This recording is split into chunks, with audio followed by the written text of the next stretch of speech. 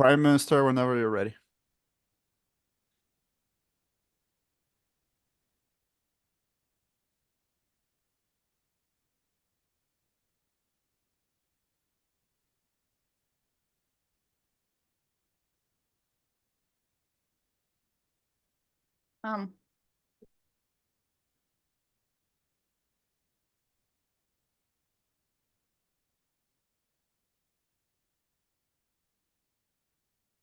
I will start in a second.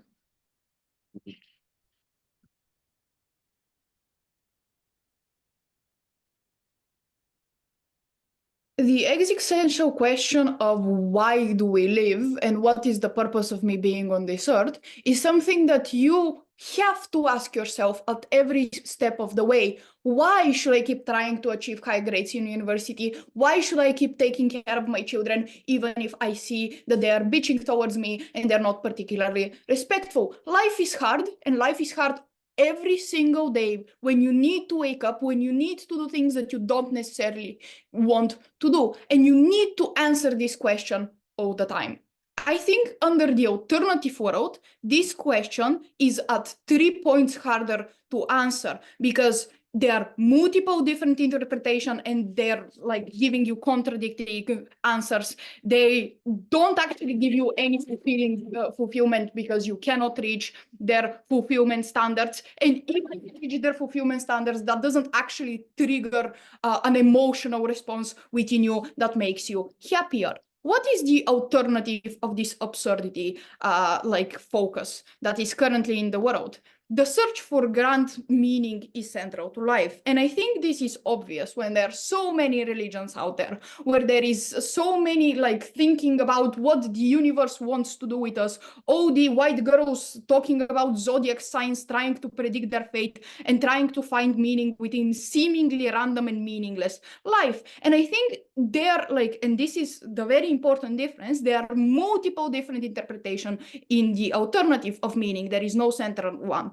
But with the absurdity view of life, there is one central view of meaning, or at least there is the answers are the same, not specifically the questions asking towards meaning. Sure, there could be different implementations to those answers that vary based on culture, but they're going to be central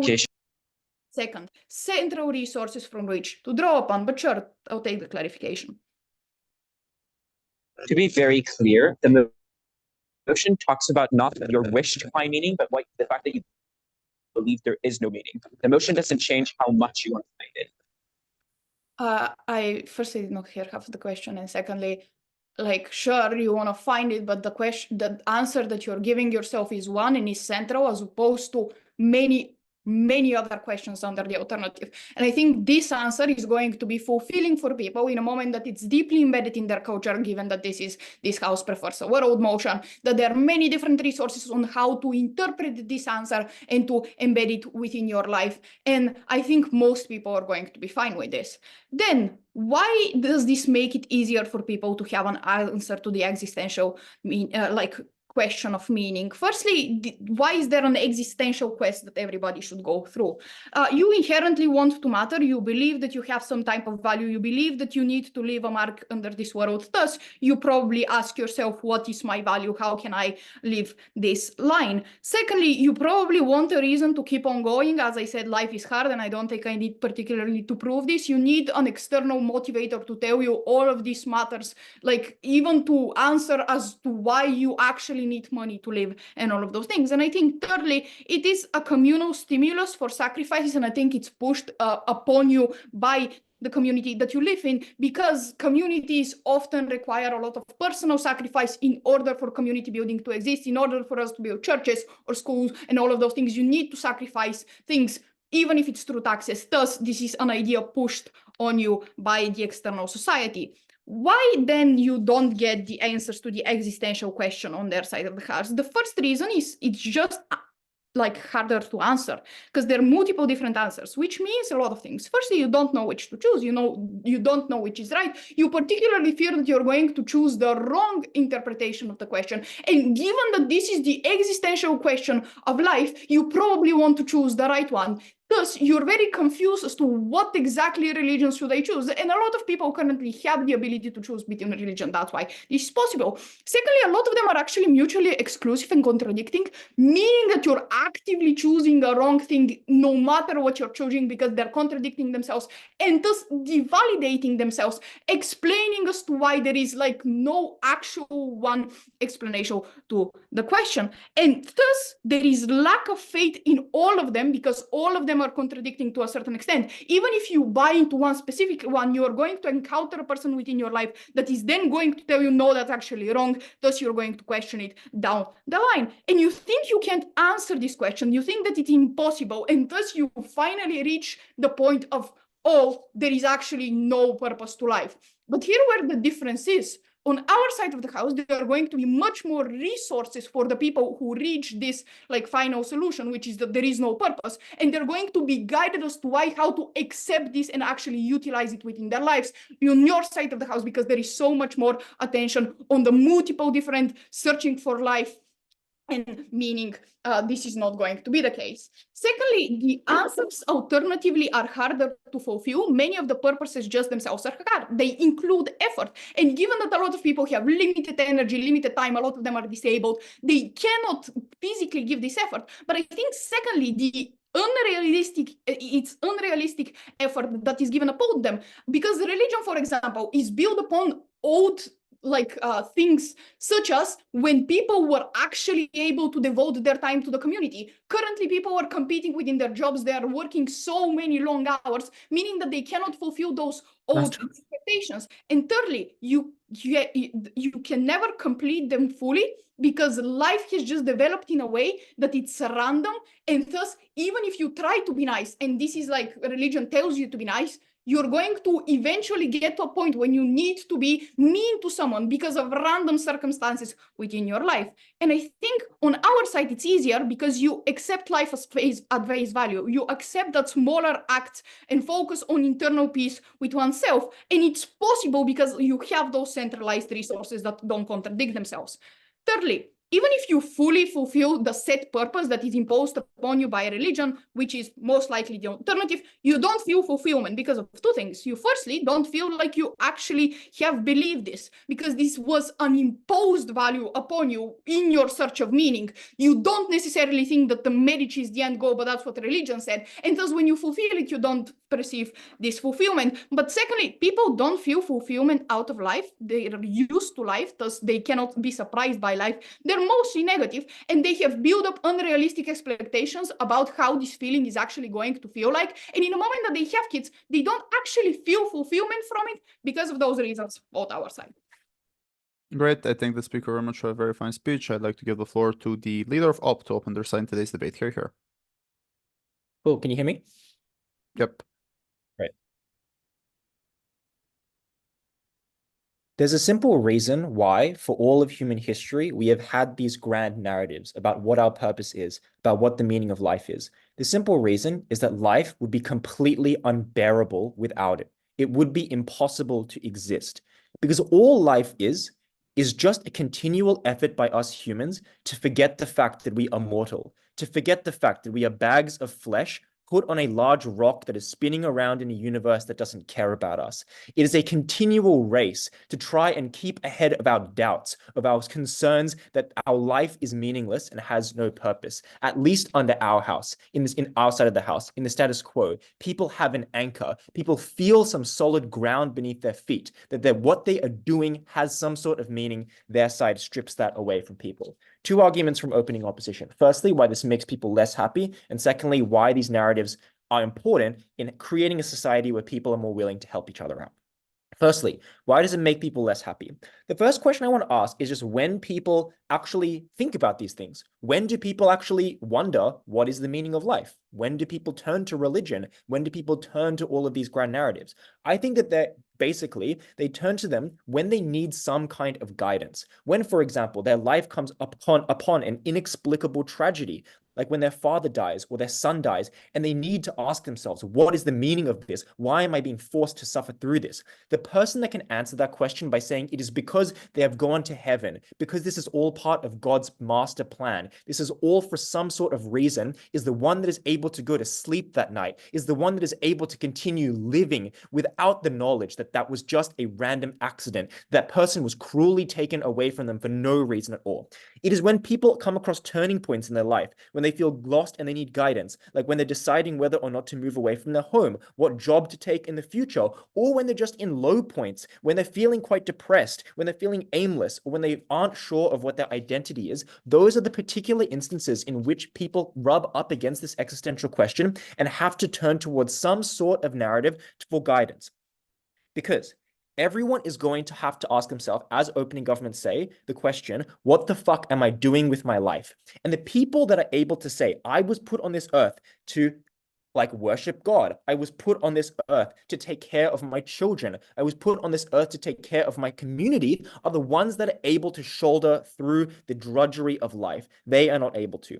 Because Valina is correct. She says, you need this sort of meaning. You need this sense of identity. Why is it on their side that they are unable to access that to the same extent? Firstly, because people are extraordinarily bad at coming up with their own meaning. They are extraordinarily bad at generating their own sense of fulfillment and value, because people are extraordinarily indecisive. All of the things that opening government talks about, where people are unable to choose what to do with their lives, are the very reasons why people feel frustrated and aimless under their side. People feel doubtful because they're never sure whether the decision they've made is actually the correct one. But secondly, because the world is just too complicated. There are too many people telling you different things, especially in the modern world, when there are so many different worldviews, when there are so many different issues and problems, and you don't know which one to pick or what to make of any of it. I think that if you just drop people into the world and say, come up with your own meaning, just find out what it all means, figure it out yourself, people will literally be unable to do so because the world is so complicated, as opening government say. And the impact of all of this is not only that people are more unhappy, but they're also more unhappy in an important way. They feel less stable. The reason why it's so critical that you have one consistent narrative throughout your entire life is because it means that you feel stable, that at any point you can turn back to the same narrative and feel the comfort that there is some sort of grand narrative, some grand architecture and structure to your life. On their side of the house, you are frantically trying out different things to see if they work for you. And when you find out that none of them do, that is when you feel the most depressed. Before I go on, I'll take a POI from closing. The number one reason why people leave religion is because they can't actually find the meaning within God, because they don't know that God exists or have anything for it. Why does your meaning actually work in helping them in time of crisis? One, most people just stay religious. I don't think that it's like everyone is just like leaves religion completely, because most people like believe in that in their entire life, in most places in the world. But secondly, they will only leave religion and go for something else if they can then attach something else to find some inherent meaning or purpose to. Like they're just like, maybe religion wasn't correct, but maybe I was put on this earth to be a dad, and that is something that's really important to me, and that becomes their inherent purpose. Like we don't have to concede that. Anyway. Second argument then, why does this help out other people? I would like to point out that most of the grand narratives that are like about inherent purpose and meaning are centered around selflessness. It's things like religion, which tells you to give to the poor and take care of the weak. It's things like taking care of your family and your community. For example, in a lot of Asian cultures, your inherent purpose is to give back to your family, is to give back to your community. And the reason why that's the case is because over history, humans realize that this is necessary in order to get people to stop being selfish and to actually help each other out. Because selflessness is extraordinarily difficult. It's not something that comes to us naturally, because your own suffering is what is most proximate to you. It is difficult to tell what other people are thinking or what they think about you. You are biased towards worrying about your own immediate interests, which is why we created religion, which is why we created all of these cultural norms, because we realized that to continue existing, we do need to create narratives that force people to help each other out. And the reason why it is so effective at changing people's behavior, unique to any other thing, is because these narratives are depicted as something that is essential to your very identity. It is so deeply centered around your very purpose on this earth. It is something that is considered so intrinsic to you, which is the reason why it is so effective at getting people to do things to help other people out that they otherwise would not do. I'm just going to conclude with a little bit of miscellaneous responses to opening government. The main thing I want to prove is that most people in the status quo are actually pretty fine, contra what they suggest. Firstly, Velina says it's difficult to choose different things, but the choice is on their side of the house. Under our side, most people are just kind of born into a culture or born into a religion, and that's the one that they happily adopt for the rest of their life. I'm unclear why this choice mechanism works for our side and not their side. Secondly, Velina says that eventually you will discover that there's no meaning or that your framework is wrong. But most people, as I've already mentioned, believe their framework quite deeply for most of their life because that's the thing that they've grown up in, because the thing that all of the Sunday school, all of the things that their family have said means that they are unlikely to just wake up one day and think, well, maybe this religion is wrong. Most people stay within that religion. But thirdly, I don't think the requirements are too stringent. You show up to church every Sunday. That's not too bad. Very proud to oppose. Great. I thank the speaker very much for a very fine speech. I'd like to give the floor to the Deputy Prime Minister to continue reciting today's debate. Here.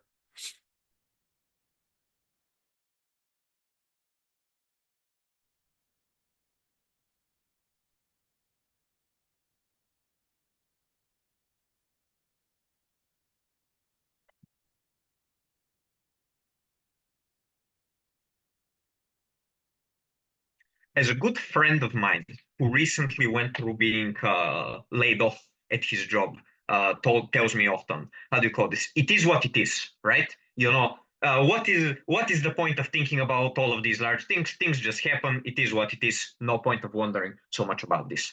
They say this requires so much thinking, so much choice, and all of these kinds of things. Come on, realistically, what would require more thinking? How to fulfill your larger purpose in life, your larger thing, or just what to do when every single day things are as they are and, you know, they don't have a larger narrative contributed to them in this kind of particular way. Firstly, the whole clash about whoever feels worse and all of these kinds of things. They say it's better if people believe that meaning exists in this kind of particular case. Not that firstly, however, they say people know because of culture and religion and all these kinds of things. But crucially, however, people are exposed to a variety of things over their life. Not only a variety of cultures and a variety of, how do you call this, a variety of religions, but also a variety of wants and desires and experiences, all of these things. You fall in love, you have kids, and every time you think, is this what I was meant to do? Is this what I was supposed to do? And very crucially, many times you have to trade off these things. If you want to have kids, you cannot become vice president of the company or whatever. So the mechanism on how people are bad at choosing all of these kind of things is on their side. How do you know if this was what you were meant to do and not something else in this kind of particular case? All of this feeling of insecurity, of doubt, all of these kind of things exist vastly more on their side. And when you do something, this very crucial mechanism, there's often a grass was greener on the other side kind of thing. Something is better when you haven't experienced it rather than when you have experienced it. Because usually people who experience this kind of thing, they say, it's so great, I feel so good about it, even if it's not necessarily the truth. So what you often believe is that you made the wrong choice, that you didn't do the thing that you were supposed to do in this kind of particular case. But secondly, it's very, how do you call this, difficult, even if you set your sights on something, to actually fulfill that thing. Why? Because most people don't think of their meanings as something easy and general and generic, because this requires a concession that you are ordinary, that you are unspecial, and all these kinds of things, that your life amounts to something that a billion other people have done. So what do most people want? Most people want to be successful, they want to be rich, they want to be great artists, and all of these kinds of things. Or they want to be unrealistically happy and fulfilled, live an unrealistically easy life, all of these kinds of things, do what others cannot.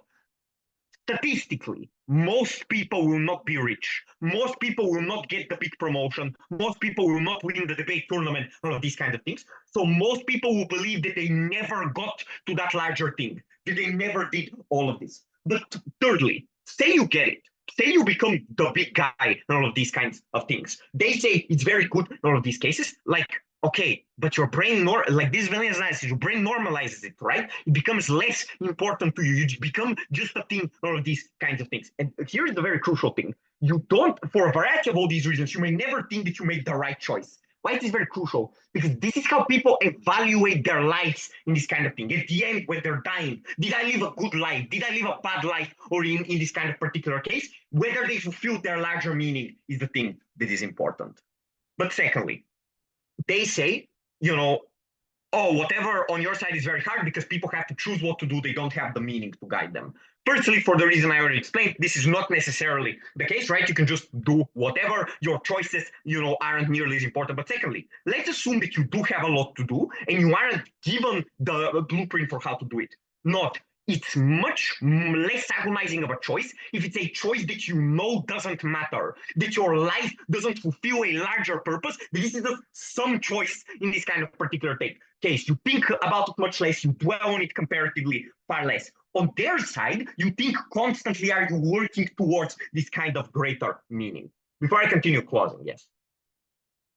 The problem with your analysis is that there's virtue in the act of praying. The reason why people want to become famous is because it's zero sum in terms of power. But praying and feeling good for that is not zero sum. There is virtue in, sorry, the word? In being famous, but I can pray and still feel good about myself. Yeah.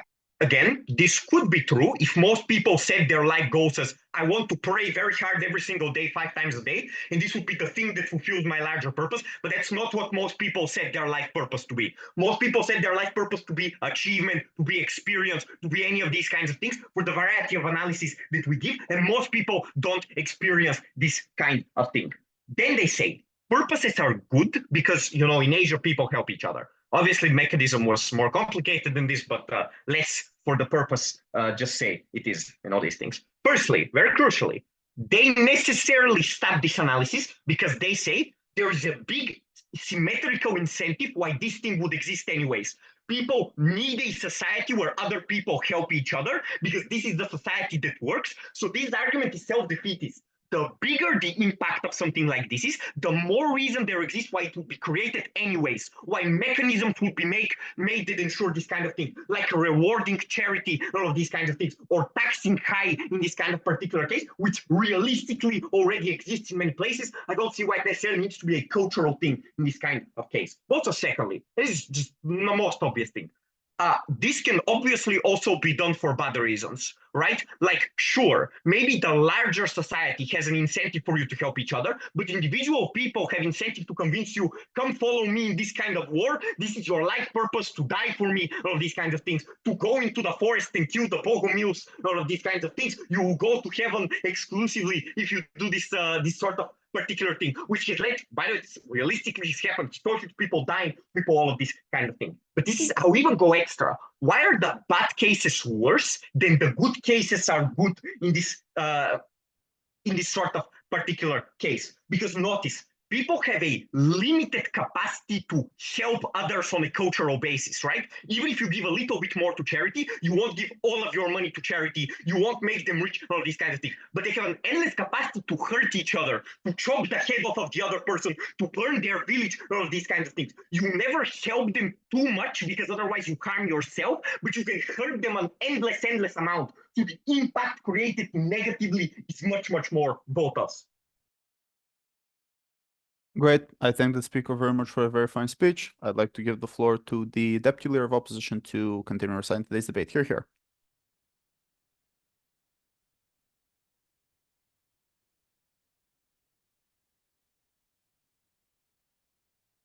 you hear me okay? Mm-hmm. Okay, 1 second.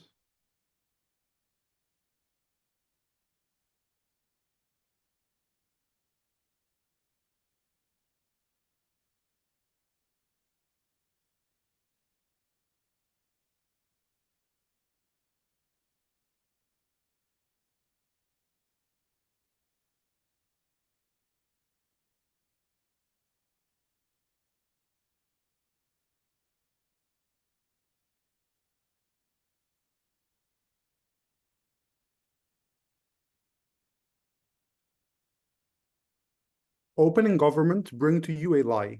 This lie is the idea that when it's the case that the meaning you create is somehow brought from within yourself, that there are no priors or assumptions you're making when creating this meaning. The first thing I want to do in this speech is I want to be very clear about what any decision you make entails and why it's the case that it's impossible to divorce your decisions from any meaning behind them. Therefore, what I'm going to continue to demonstrate then is that this means that on side government, firstly, you're wrongly prioritizing the needs of the person and of the individual over those of the community, and to others to whom you ought to have an obligation, to whom you ought to consider when you make those decisions. And secondly, I'm going to explain why it's the case that that search for meaning is going to be very difficult on their side, as Aidan already explains to you.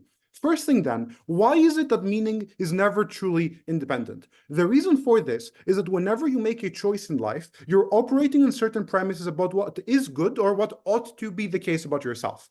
Even if you don't think that it's the case that there's a broader meaning to be found in the world or that life is intrinsically meaningful, for you to act even on your human desires, it's the case for you to endorse those desires as being worth pursuing. That is, when it's the case that I go and feed or wash myself, I do so because I believe that those things are in a sense good for me and that I should be pursuing that good to begin with. What this means is that it's never the case that you can be operating in life without meaning. Even if you don't think you have a clear picture of what this broader meaning looks like or what you ought to be doing in every situation, you must always make a choice. It's never the case that you can say that the choice is meaningless, because saying that is a choice in itself. Therefore, what this means is that this debate is truly about the question: when people look at the choices they make, what are the factors they should be taking into account as being morally relevant for those choices? What side government would tell you is that what you as an individual want for yourself should be the only thing that you should be seeking out and deciding as being valuable. On-side opposition, we oppose this. What we tell you then, to move on to the first point, is that you often have obligations that don't come from yourself, but rather from the very state of affairs and community and society within which you exist. What this looks like are the community obligations you have to other individuals. I would say that the reason those are worth pursuing is not because you as an individual wish to pursue them, but rather because you owe something to those people. You owe to your community for the benefits that provide you, for the security, for the rights, and for the protection they give you. You owe to your family for all of those things and benefits they give you as a child. What they would say is that even if someone doesn't internally feel fulfilled by these things or doesn't personally think that they're good for them, I think we would all strongly intuit that we should still give back to the people who selflessly give to us in the first place. What this therefore means is that in a world in which individuals tend to be absurdist, you don't see it as the case that there is this inherent meaning coming from the other person's actions. That is, you condition meaning as being conditional on your approval of what the other individual is doing, or your feeling on a whim that you ought to give back to them. This would be a world in which we don't see it as wrong for people to hold back from others when those are in need or when they owe to those people. Therefore, on side government, you're far more likely to just not have people subscribe to many of the narratives that have given us the quality of life which we enjoy today.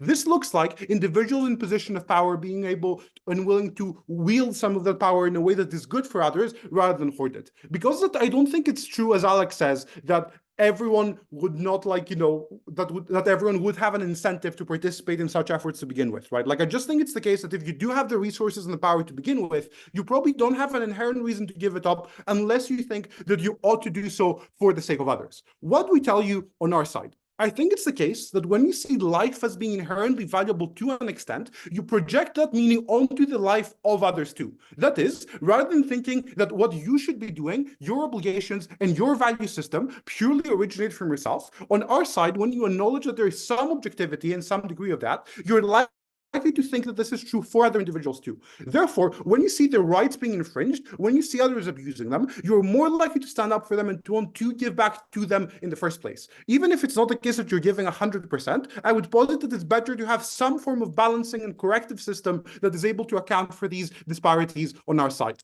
On their side, if you don't think that there is some objective meaning or some objective attachments to that meaning, there's no reason for you to feel bad or to feel compelled to do something when you see a fellow human being suffering.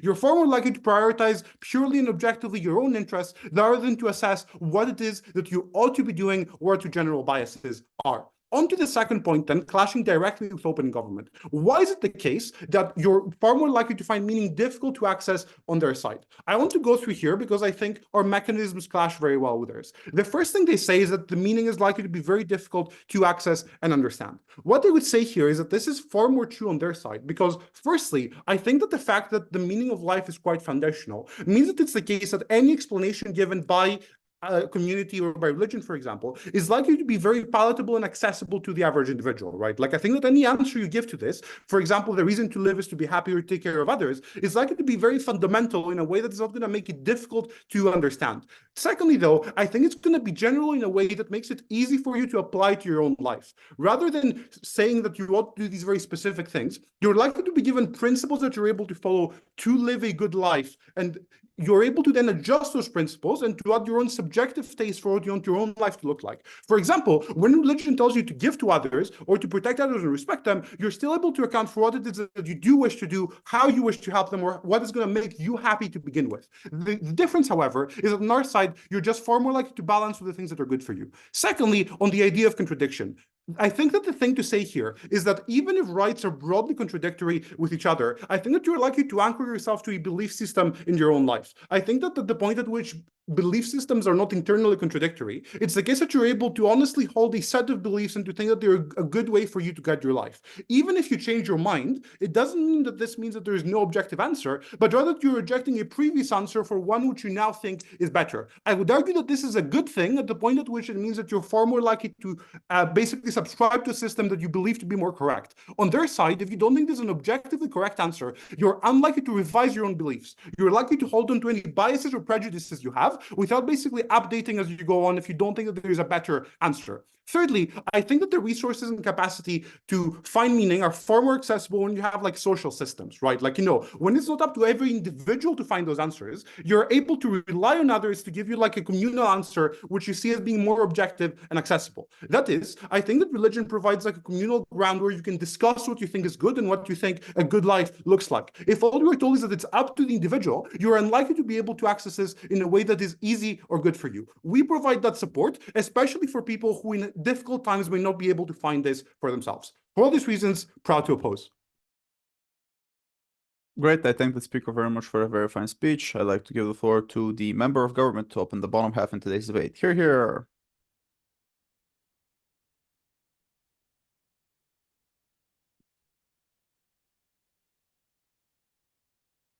I'm audible. Yep. Great. Let's tackle DLO, then we'll give you two arguments. Firstly, we'll talk about the importance and specifically the comparative between the two meanings. One will have meaning anyway. Secondly, we'll talk about crisis.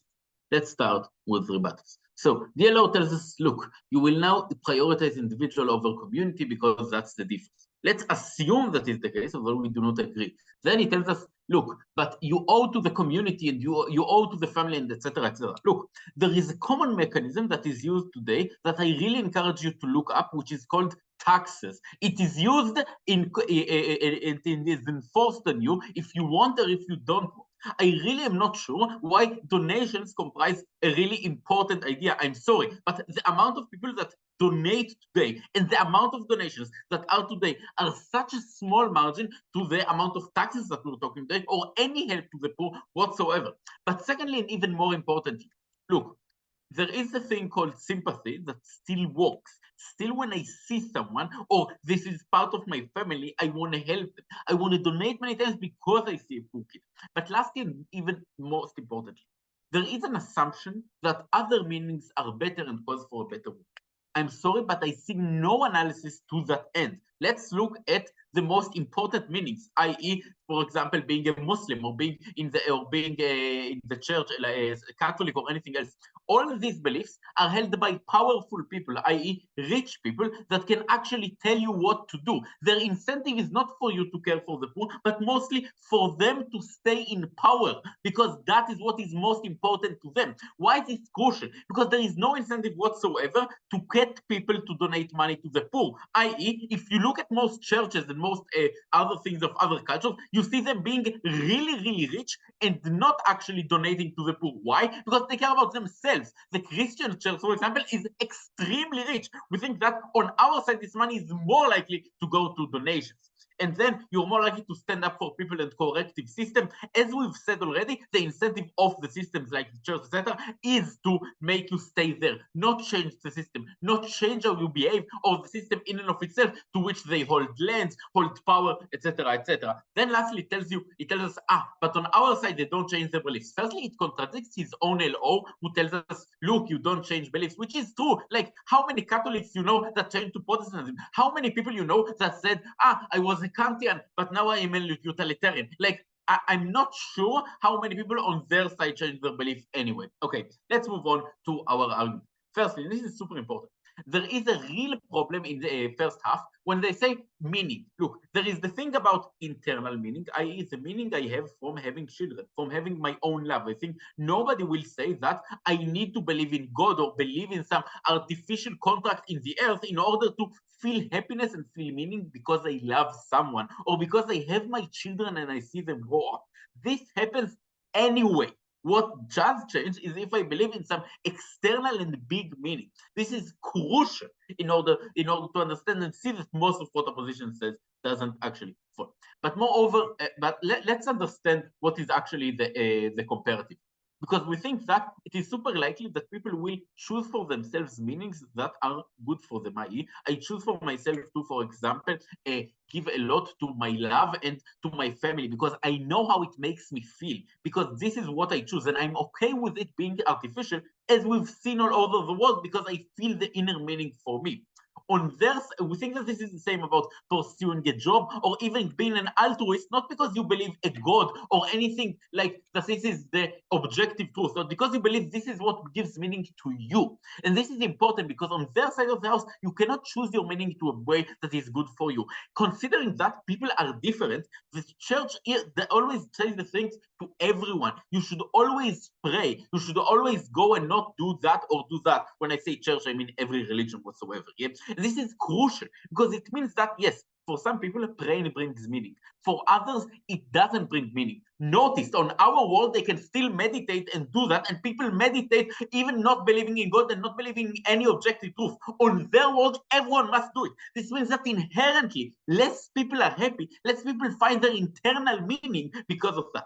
Secondly, we think that the way to deal with crises is much, but more, lastly, I think that because how the church works and other things work, there is incentive to make the meaning higher and higher. In order to be a good Christian or a good anything, you need to be better and better. Why? In order to show that the people at the head of that organization are the best. And moreover, there is an incentive to not talk about how you don't get that meaning, because saying I don't have that meaning means that you fail and something that you don't talk about. So you always feel alone when you don't achieve that meaning. Before I move on, first house. So you're correct that obviously people make decisions for a whole lot of reasons and might make similar decisions on both sides of the house. The crucial difference on OO is that at least they think that those decisions are purposeful and not something that might be useless. They aren't consumed by doubt as to whether that was the right decision to make. I'm sorry, I think that this is very purposeful for me to go with my date to an honeymoon or go with my date to everywhere in order for me and her to have a specific meaning. I'm not sure why you need the purpose of knowing that this is what the universe wanted or anything like that. You had no analysis explaining that. And moreover, the premise that you don't doubt your objective meaning is just false. And I proved to you why many times you don't feel internal meaning, and this makes you feel that you are a bad Christian or bad anything, and this makes you also doubt the meaning without any comparative. Specifically in crisis, and this is this argument, which means that, look, when you have a crisis, many times what they tell you is, look, this is what it is, or this is what it is, and this is what God wanted, we don't know when, or this is karma. Notice how bad this means. Firstly, if it is karma, it means that you are at fault.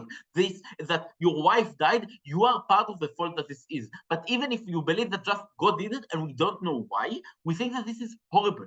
This means that you have real doubts and have problem understanding why this is the meaning. You have a belief and a depression that you don't know how to cope with.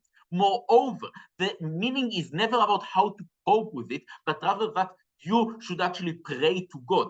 But specifically on our side, when you firstly can actually plan this, because you don't think, God will love me, it will not happen to me, but rather you can be realistic. And secondly, that you can actually calculate to it, you are much more likely to think what will be best for me in this situation. You can think, do I need meaning in other places, i.e. not my love, but rather my children or my work or anything else? This means that your ability to deal with any crisis, even unemployment, is better because you think about how you deal with it objectively and not whether or not you were wrong in some objective meaning that causes you more distress and less objectivity. I call you to propose.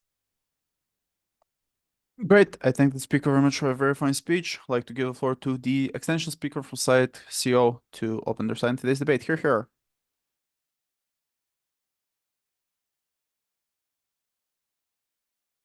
Okay. Can you hear me well, or do you need me to use my phone?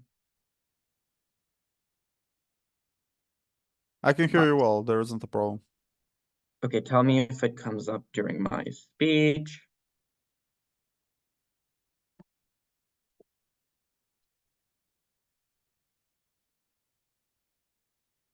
Three, two, one. I'm going to fill 3 analytical holes that OO have, and then if I have time, I'll talk about relationships and why they're unique to our side. The first thing I want to fill is the question of whether communities develop in a good way and use good virtues like altruism or things that are accessible to the average person, or if they're coercive in the ways that CG and OG described and set standards that are unrealistic. There are several mechanisms to talk about here. Firstly, let's engage with the CG mechanism on people being rich. 1, leaders being rich is not an active incentive, it's capacity. Secondly, this leads me into my first idea here, which is that governments assume that Christianity was born with the world. Christianity was not born with the world. People chose to be indicted into Christianity.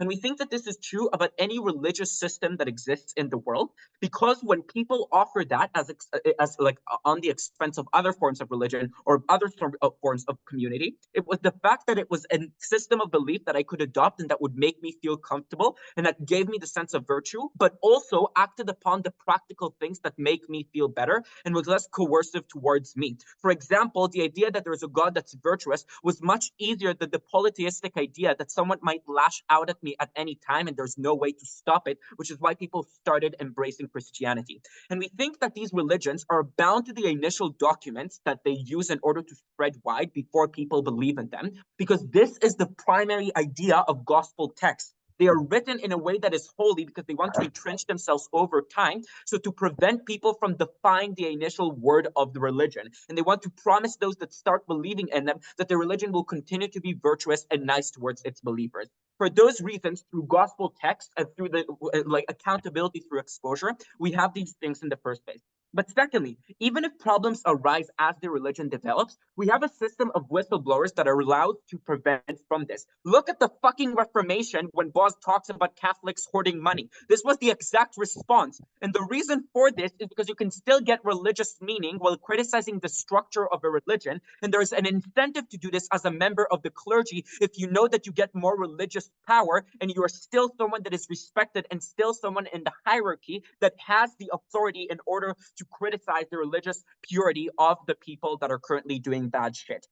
Thirdly, let's talk, given that there's the incentive to be good of religions on net, why there's the capacity. 1, they have much more data that they congregate. It's an amount of priests that have discussed with people, it's an amount of clerical professionalism when you discuss with people that confess to you or that talk to you about what bothers them the most, which has allowed you to finesse over time what people want to hear and what will keep them devout and what will keep them to do good. Note that this lack of professional data in the form of books or gospel or of just the human data in people whose role as part of religion it is to talk to you is lacking on their side when it is the person that has to make decisions on themselves. But this person isn't exposed to as many stories and doesn't have as much past experience through documents, which means that they simply might make mistakes about what makes them feel better. For example, they think they might find meaning in casual sex, but find that eventually this is something that degrades them. We are able to avoid that through the mechanism of collecting data, both through humans and texts. The impact of this is both that we prove we get altruism because religions want to be nice to people, proving the OO impact, but also that we get easy virtues that are easy to follow. let's talk about why you can buy into religion, because this is the strong OG attack that OO don't really recover from. There are a few things I want to note. First and most important, this is mostly a retroactive notion. What fucking religion did I have in front of my eyes when I was living in medieval Europe or in the Islamic Caliphate? I had only one system of meaning, and so I couldn't look away. This analysis coming from governments is only relevant to the modern day. But the second thing that I want to talk about is that they think they like mix causation and consequence. I don't know how you say it in English, but like, because the point is that they say, why is that system of meaning potentially better? But the problem is that people that are born into a specific system of meaning think in the aspects and in the axioms of that system of meaning. So for example, they don't challenge God existing there because they talk to him every evening and they already imagine him as a persona, which is why when things happen to them in life, they correlate it directly to what God did, which is why secularity simply doesn't measure up in those axioms, even if I am exposed to it. But thirdly and lastly, notice that this flips OG, because on their side of the house, it is more uncertainty that happens. Even if there's some uncertainty on either side, I truly don't know what is better on their side. Velina says, because you find tools as a society to deal with the uncertainty. I have no idea what tools mean and how they help you. But additionally, notice that it's unlikely you're given tools because you feel like you found the truth. You feel like you found that there's no meaning. So what possible thing can you do to dissuade you from this narrative would be a lie on their side of the house, which is why you can't get better. Thirdly, let's talk about how you get satisfaction from religion. Because the gov push here is to say, but everything in religion is about the rat race, and you can never succeed. Once again, don't explain why happiness is accessible or more accessible than materialistic narratives that gov push. Let's explain why this is true. The first thing that I want to explain is that they assume that virtues are achieved through zero-sum metrics. So for example, the reason why I want to be the most wealthy is because if other people have money, they can decide what I need to do with their money. And I can't buy a house, which means I can't feel the visceral sort of happiness that is gained through practical things. Similarly, the reason why I want to be famous and powerful is because that would elevate me above everyone else. But the assumption that I want to be elevated above anyone else is not an intuitive one about what people want. They feel a competing set of narratives. There are people that they dislike and want to be over, but there are also those that they love and want to be with and want to see support. So we think that once we already proved you through the first extensions that religions generally preach good things between people, it means that I don't have the incentive to come above others. But secondly, let's be clear on how you can be happy without a rat race. We think that the idea that just conforming to simple deeds, like going to church every Sunday, that's something that is metaphysically good, means that you feel good regardless of what anyone else is doing. But secondly, also note that since everyone has a place in heaven, and heaven isn't something confined by the amount of money or power that you have, potentially everyone can go to heaven, and it's not about racing with someone else. It's just about whether personally, in the aggregate, I'm good or bad, and there's no reason why it would be hard to meet those simple criteria that the religion sets out. Lastly, I think that by proving why religions want people to be like nice to each other, whatever, Amelia can talk about the fact that we think even if like they have authority, the authority is worse on their side. For all those reasons, please oppose. Great. I thank the speaker very much for a very fine speech. I'd like to give the floor to the government whip to end the government bench in today's debate. Here.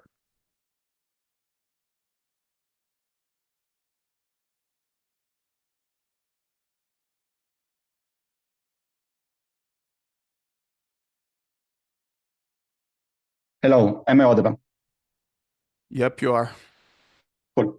I'm going to begin my speech in 3, 2, 1, and opening opposition, closing opposition, and then opening government. Let's begin by engaging against opening opposition. Opening opposition brings 3 areas into this debate. First of all, the claim, as was given in the POI to was, that you are perpetually doubtful as to whether or not you can achieve like a meaning on our side, whereas on their side you don't. But know that as per Aiden Wu, the inherent human doubt is symmetric. You can also doubt constantly whether or not you are achieving that meaning, right? Whether or not you are fulfilling well, or whether or not you need to fulfill it more. Especially because as Boaz analyzes you, it is unlikely that there is such a continuous cutoff as would be required beforehand. So you can't ever know whether or not you're fully fulfilling it, whether or not you're going to go to heaven, or whether or not you're actually fulfilling God's plan, etc. Note that on our side, people enjoy sex, right? People enjoy eating. This means that you do in fact have a clear cutoff as to whether or not you're finding meaning. Am I enjoying my life or am I not? So actually doubt yourself less comparatively. Second of all, let's talk to you about crisis. Look, I think that the problem under crisis is that people always under crisis doubt their constructions, etc. Right? Because A, your brain is likely to doubt whether or not you're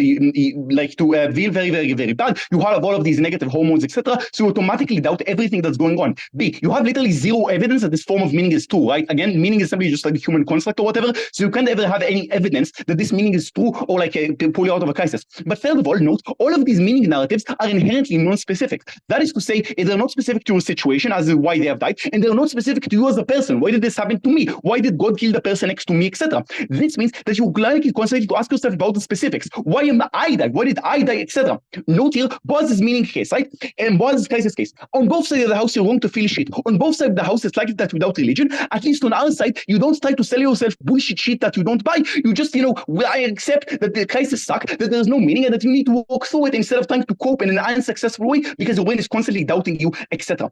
Lastly, note on the personal benefits like a helping society case. Note here that Boaz already did a lot of engagement, but the strongest side is the flip as to what the fact that, like the classic argument from Gav here would be that powerful people define the narrative, and therefore powerful people define what is a helping society, right? And powerful people have a far easier time to contribute a lot less of the resources than poorer people and weaker people. So women have to contribute a lot more resources in order to be considered as meaningful. So even if they get a little bit of charity, the amount of work that they have to do in laboring, etc., is far larger. But B, they control the definition, right? So men decide to say, oh, we're doing all of the hard work, but they literally decide how society will be run. Rich people get to say, oh, we're doing it better, but you don't need shit. We're not deciding any of that. On our side, and this is the important flip, you still need community cohesion, right? You still need the community to work together. So you have to materially incentivize them. You have to straight up promise them shit that's going to happen and to give them in all different areas of level instead of that, right? People have to work for themselves, etc. Note, this engagement is sufficient against opening opposition. I'm going to engage in closing opposition soon.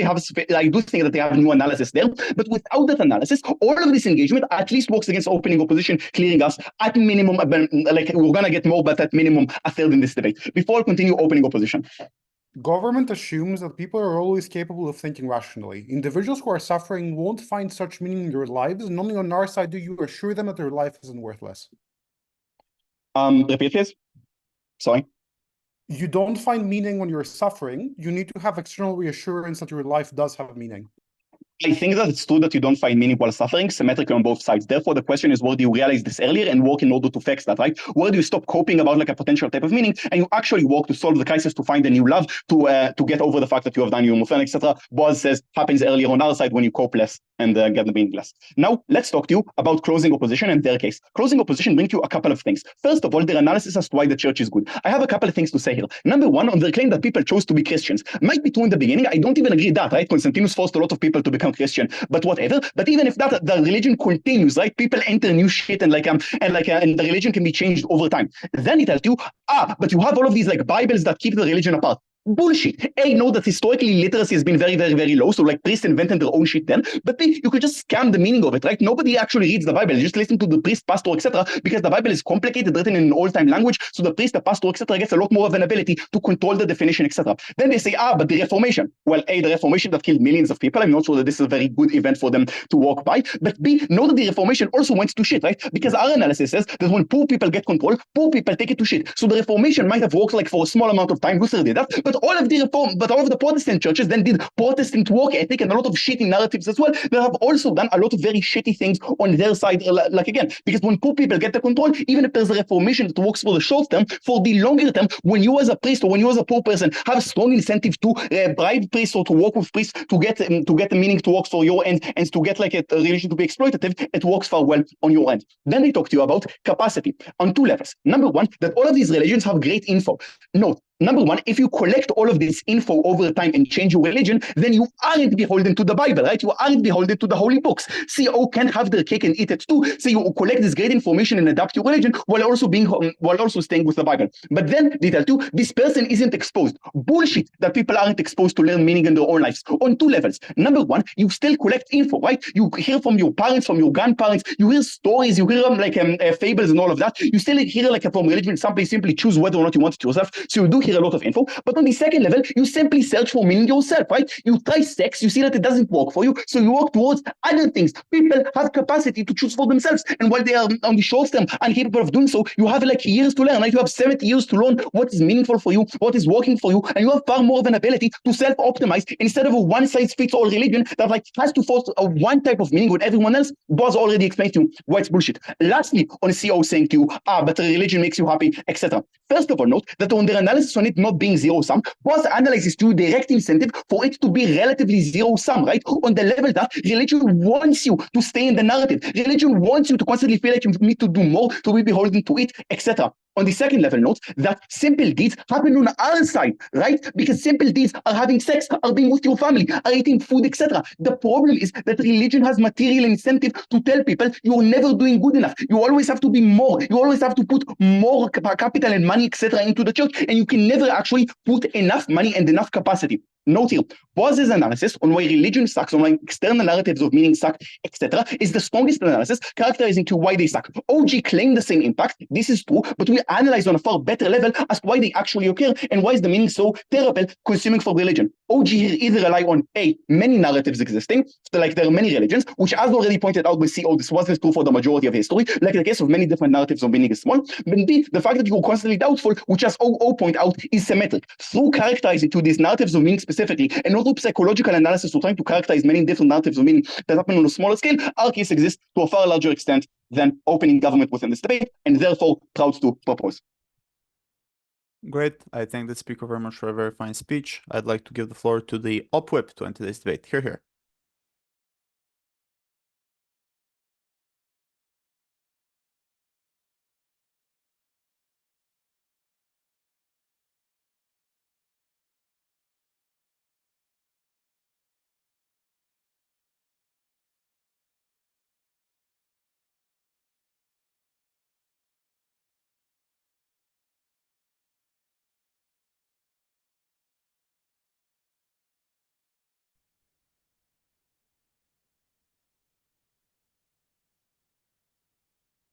We have a choice to be puppets of gods playing a meaningless play, playing a game that the gods have chosen for us, that has no inherent meaning for us, only that it is the game of those gods. Or we have a choice to accept that there is an inherent meaning in life. We already made that choice. Don't let GovBench take us back to the pre-Roman times when we believed that we are meaningless actors in the play, and instead go with the modern belief and go with the choice that we have a meaning and that this meaning is inherent to us and that it can provide us valuable things. The first valuable things that it provides us is obviously the difference in the community making that it provides. Amitai has already done quite a lot of work on this, showing you that people are inherently bad at finding meaning for themselves. There is many reasons for that. One, obviously, and this is a rebuttal to GovBench as a whole, the idea that you're going to be able to find the meaning for yourself is reliant on you not only being rational, but also on you being a supercomputer who is able to collate experiences that are going to be far longer than the actual lifespan that you need in order to lead a healthy and meaningful life. Boaz says you can have sex and that will make you feel bad and then you will not have sex. Yes, but you already have the STDs that the casual sex have brought you. But you already wasted 5 years of your life by going to clubs, drinking every single night, coming back shit-faced and feeling really terrible about yourself because you didn't realize that that was the problem. Because this is the meaning that you found for yourself. Because you are bad. Because you are bad at finding meaning for yourself. Because you're a monkey stuck on a short time span. You're going to die and you're going to die quite soon. You only have 60 years of being conscious at most. And this is only in the modern era during which we have such long time extenders. So for most of the world, you're going to live for 50 years, out of which 15 you're going to be taken for no autonomy for yourself whatsoever. And that implies two things, that you simply do not have enough time to figure out the right meaning for yourself, nullifying the vast majority of the CG extension, as well as nullifying some of the OG case.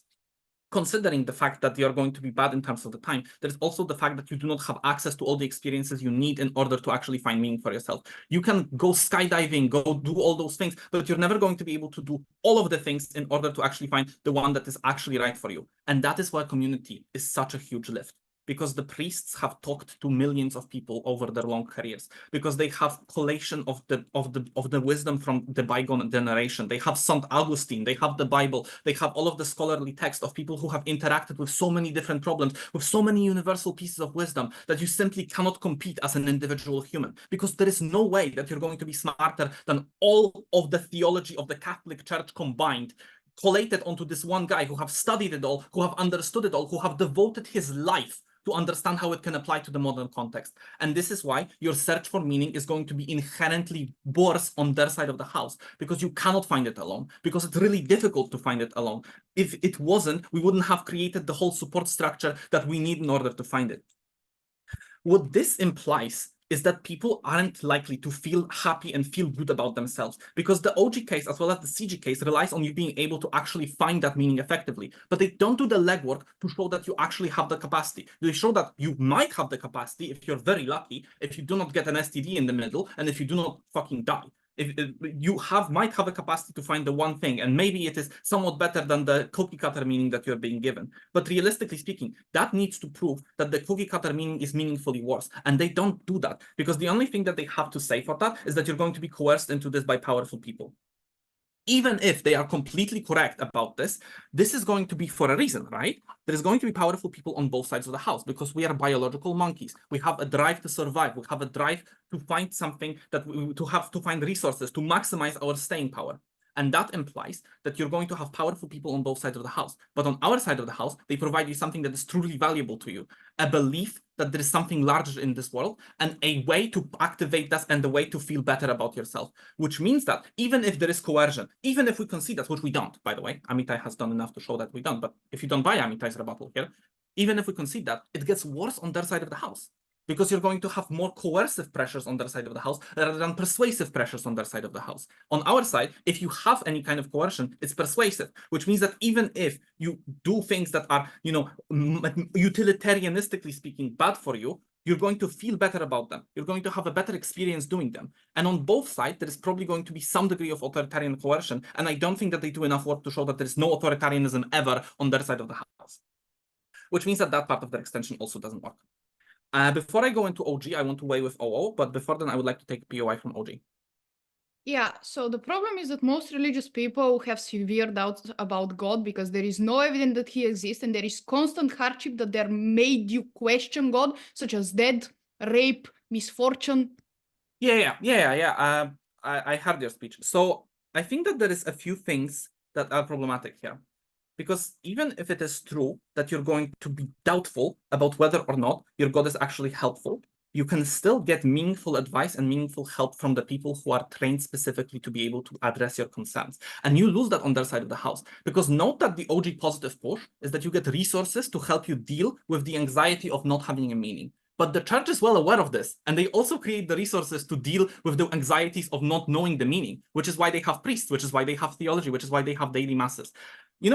A personal story of mine, there was a really dark period of my life. I went to a church, and I was just wanting to hear an answer. And I went, and just on that day, I heard the exact thing that helped me tremendously. I heard a pearl of wisdom from the Holy Word that actually really helped me in dealing with the kind of personal and relationship issues that I was having at the time. And it's not because the word was tailored to me. It's not because the priest thought about me when delivering the word.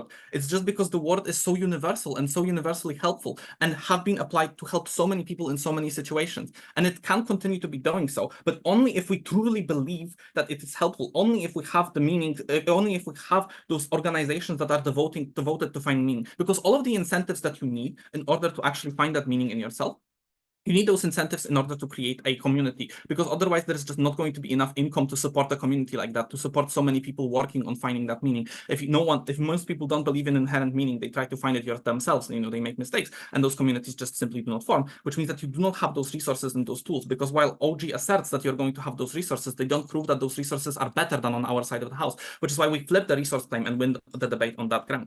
I want to do one piece of weighing against OO. OO sets up for themselves a massive burden by showing all the benefits of cooperation and then saying, but On our side, on their side, there is not going to be any cooperation. By showing just how hugely beneficial and necessary for society's welfare cooperation is, they set a burden that they are unable to clear because they have shown why it is necessary, and that is something that you have to do for your own survival, which means that it's actually something that's beneficial to you. And this is the rebuttal from CG that also takes out most of their case, because it shows that you are showing too high a burden without actually having the analytical metal to show that you are filling that burden. So proud to oppose. Great. I thank the speaker very much for a very fine speech. Where is this? Everyone here? Yeah. Okay. Call is first to OG, second to CG, third to OO, fourth to CO. The OG CG OO is very close. It's perfectly legitimate to see the call flipped in all directions, in my opinion. Because like it's close. The only thing that's very clear is that CO is fourth. Let's get into it. What do opening government bring? There are many pressures and barriers as to finding meaning, either throughout the course of your life or through different doubts that you may have towards the fundamental ideas of meaning and things like that. And in the alternative, you're likely to feel better because you accept the point of meaning. There is this whole point about resource being created and things like that, and people being prepared. I have no idea what this means. I don't buy it. I buy in the deputy where you explain people just go about their lives, not really questioning about this type of thing. I think it's better characterized there. Opening opposition bring two claims. For the purposes of adjudicating the first clash, I will not talk about the second claim. It will be separate in a second. So I'll mostly talk about the first claim. So the first claim which they talk about, and to be completely fair, they spend the most time around this on OO, is that you will be comparatively less happy because, firstly, people in these tragic moments of their life where usually these types of question activates, which I think is very good framing, will need some kind of guidance, some kind of manifestation, some kind of explanation towards their life. And on their side, on-site government, when there is no explanation or you don't have this particular doubt, you'll be, it's hard for you to necessarily pick a meaning which will cause you to feel bad and not feel particularly good. I think so far this is like fairly equal. I think in the deputy prime minister, there's very good ways to how this is resolved. In particular, in generally two ways, where firstly they say when you're operating in life, there must necessarily be a trade-off between different choices, and you always necessarily feel very strange about the trade-off of these particular choices, thinking that maybe the grass is greener on the other side, wondering if you in particular made this right decision or not. And secondly, that even achieving it might not necessarily be a particularly good thing because then you are downplaying it and you have to necessarily go to the next bigger thing and the next bigger thing and things like that. And the way that they explain on the comparative is that choices don't necessarily matter. It is just a choice that you are particularly doing in this nothingness of reality. Thus, the intensity or the hardship throughout this choice isn't isn't that important to you and things like that. Not the best explanation in the world. I think there could be a lot more job done here to explain this particular thing, but it's there. The deputy leader of opposition doesn't respond towards these particular responses, and given that there are comparative responses as to why it's most likely to edge out on the version of reality that opening government wants rather than the version reality of opening opposition wants, I think opening government and opening government should beat opening opposition on this clash. Because to be completely clear, I think opening government have a comparative problem where they don't necessarily explain why the situation improves on the comparative. But equally, I don't necessarily understand why the opposition has the same comparative problem. They explain why the alternative is bad, but not why the status quo is good. So given there is at least some kind of analysis that I'm able to note on opening government being able to resolve this clash, not break the deadlock, resolve the clash because it's not a deadlock, I can see it's going more to OG than O. Now, an alternative version of weighing here could be that I prioritize the second argument coming from opening opposition more than the first clash, which could be a legitimate way of viewing this debate. Just to be fair, this is why I think I can see the core all beats OG. Because if we look at the responses that are from OG to O on this, they're very lazy. They go along the lines of, maybe this could be also utilized for like bad things and things like that, and there is charity and donating and blah blah blah. So like on the charity response and like imposing high taxes, I don't think that's like the claim that opening opposition goes for. I think they're talking about general societal efficiency, so I don't think that response lands. And I think like this could be used in bad types of ways. I also don't think this response lands because I don't understand what is the likelihood of this being misused? Why would this be misused badly? I also understand that OG don't provide analysis to why this will be used in a good way, but you equally don't explain why this will be used in a bad way. So given that's the case, it could be a legitimate understanding of this debate that O wins because of this argument. Here's the issue. When I evaluate this argument itself, I understand that it's hard to do things because it's like hard, and you need a moral system that makes you do like not just good things in general in society and things like that. The issue is I have a problem with extent, right? Like what is the extent of this thing? Because I understand that this is an incentive, right? I understand that this is an explanation. My issue with this is that I don't necessarily understand if the explanation is really that strong to make a difference from situation A and situation B. Let's say situation A is me minding my own business, and situation B is me striving to be more efficient either for myself or for wider society, why this will happen. But also this analysis, this extent analysis, is actually contingent on you proving that because people buy into like meaning, buy into this, then they'll do the steps that you're talking about.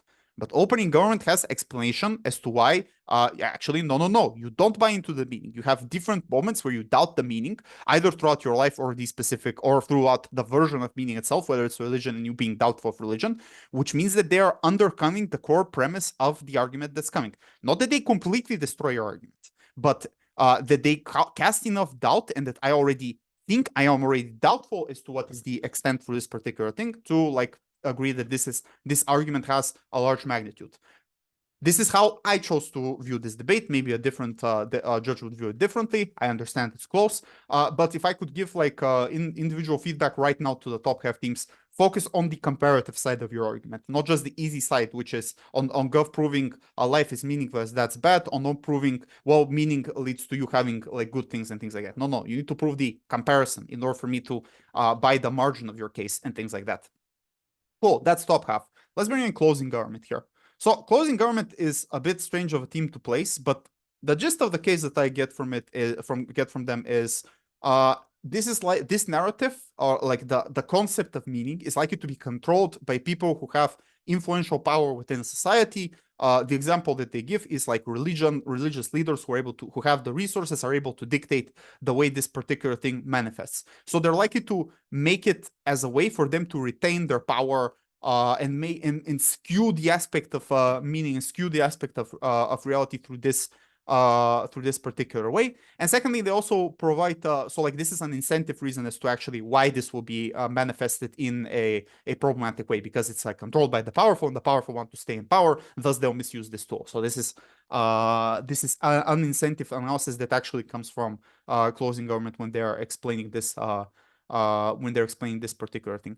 Then they say, well, you have an incentive to make this high and continue to increase, or to make it as if people can't necessarily reach this particular version of meaning in order to control the wider population. So they do things like, for example, go to church every Sunday, even though that could be hard for some people and things like that. And on the comparative, where the other version, like the absurdism is bought, people are not bound or chained by this type of search for meaning. Thus, they have much greater freedom in determining what is their version of reality and things like that.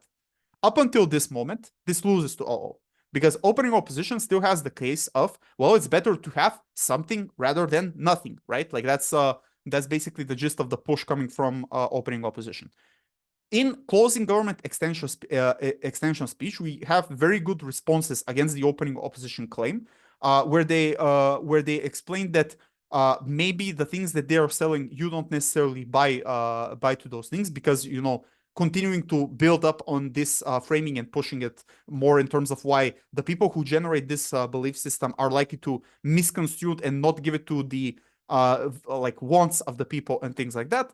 And albeit like I know it's very simple, the words continue that were used were like you enjoy sex, you enjoy food, thus you will find meaning. I think it's like very, very simplistically explained, but they point to some like in general aspects that human beings could be able to find meaning, or not meaning, but find value towards themselves in the alternative version of reality. The closest opening opposition gates to countering this is when they say, oh, but what happens when you get like a bad, like something bad happening to you and you needing this higher power to basically to help you cope and things like that.